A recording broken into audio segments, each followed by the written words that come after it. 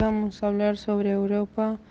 de 1814 hasta 1848, una etapa importante en lo que es Europa. Viñeta satírica del Congreso de Viena que dio inicio a la Restauración. Marcado por la crisis del antiguo régimen y el triple proceso revolucionario de la Revolución Liberal, la Revolución Industrial y la Revolución Burguesa, el periodo de la Restauración significó el esfuerzo de las monarquías europeas para legitimarse en la tradición y la alianza entre trono y altar, combatiendo los principios revolucionarios que ponían en la voluntad general el origen de la soberanía,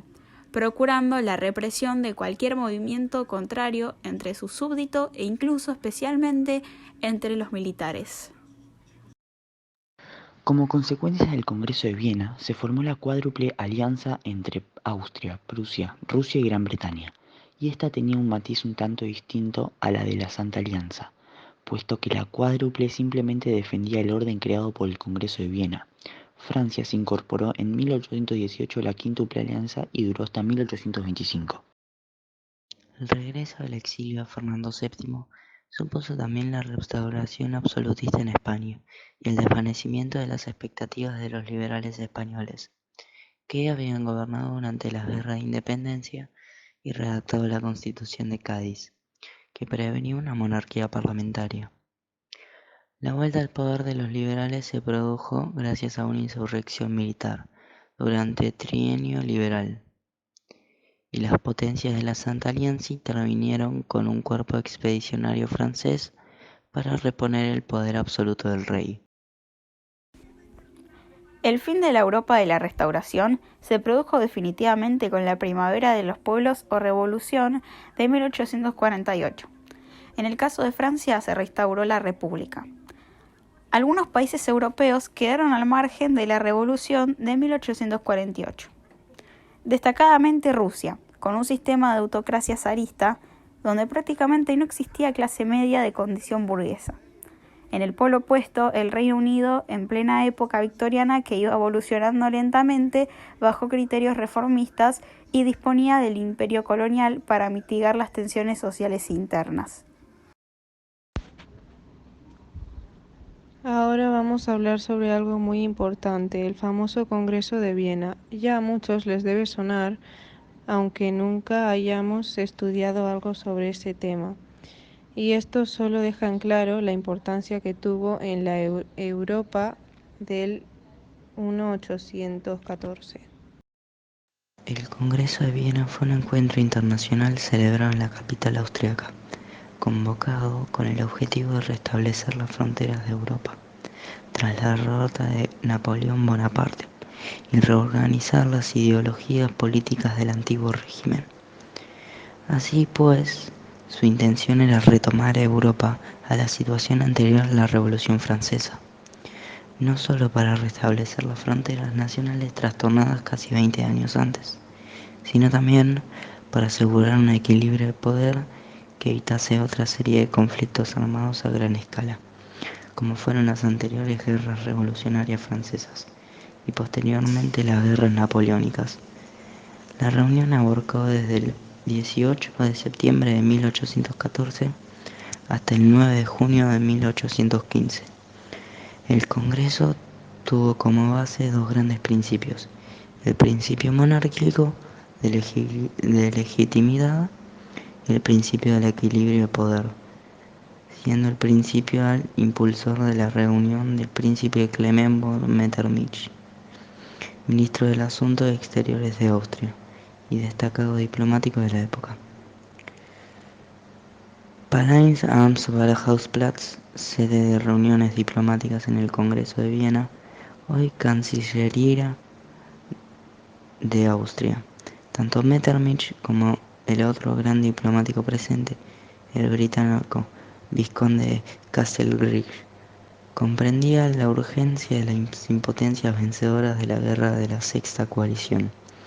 Mantuvieron un equilibrio de poder en Europa y en paralelo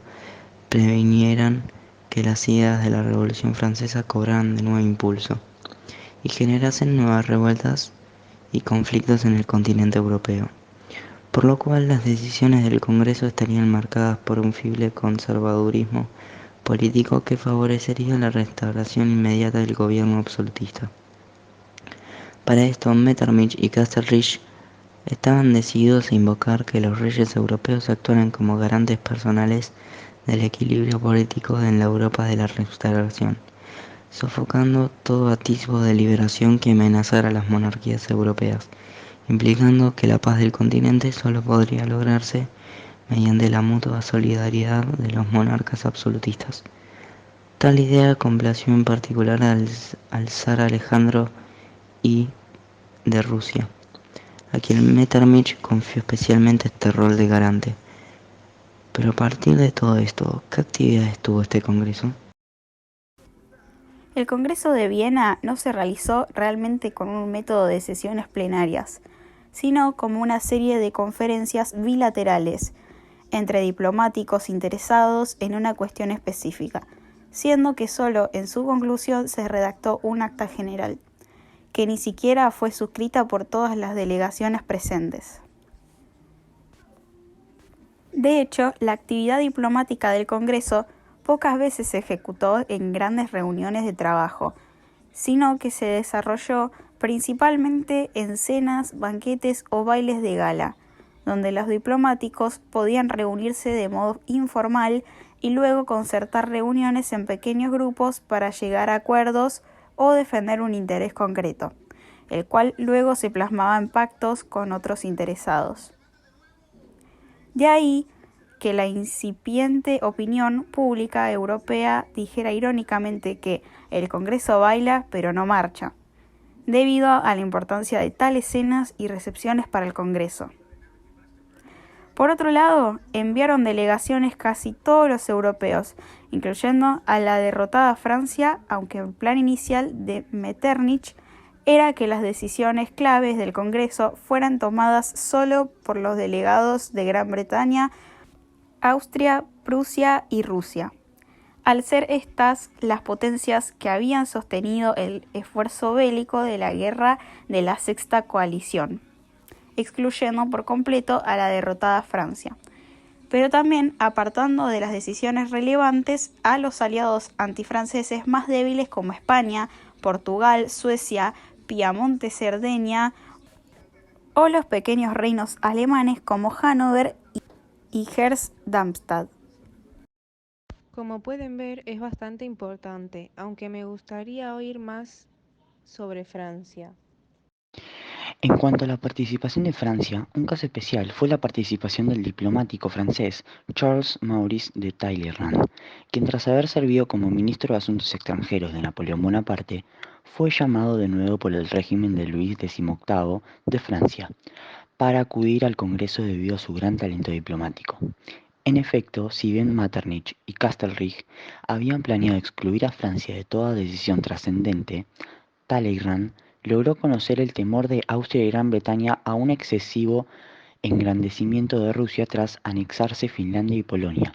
y pretender las zonas de Poznan y Cracovia, que estaban bajo ocupación prusiana y austriaca, respectivamente.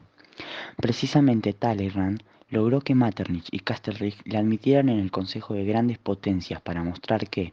aunque vencida, Francia aún poseía potencial económico y poblacional para que se les tuviera en cuenta, y que podía unirse a Austria y Gran Bretaña para evitar una alianza ruso-prusiana basada en las ambiciones territoriales de ambos estados, aprovechando así las tensiones mutuas entre los vencedores para beneficio de su país. La huida de Napoleón Bonaparte de la isla de Elba causó alarma en el Congreso, pero no detuvo su trámite, siendo que para entonces la delegación de Talleyrand había logrado casi todos sus objetivos, mientras que el depuesto Luis XVIII marchaba a un exilio temporal, pero mantenía una delegación en Viena. Después de la última campaña contra Bonaparte y el exilio definitivo de este a la isla Santa Elena, las grandes potencias impusieron a Francia un nuevo tratado en noviembre de 1815, que estableció el pago de indemnizaciones por valor de 700 millones de francos a abonar en 5 años. Fijó guarniciones de la séptima coalición en todo el norte y este del territorio francés e impuso a Francia las mismas fronteras que en 1789, dejando sin efecto todos los previos acuerdos pactados con Talleyrand y que favorecían los intereses franceses.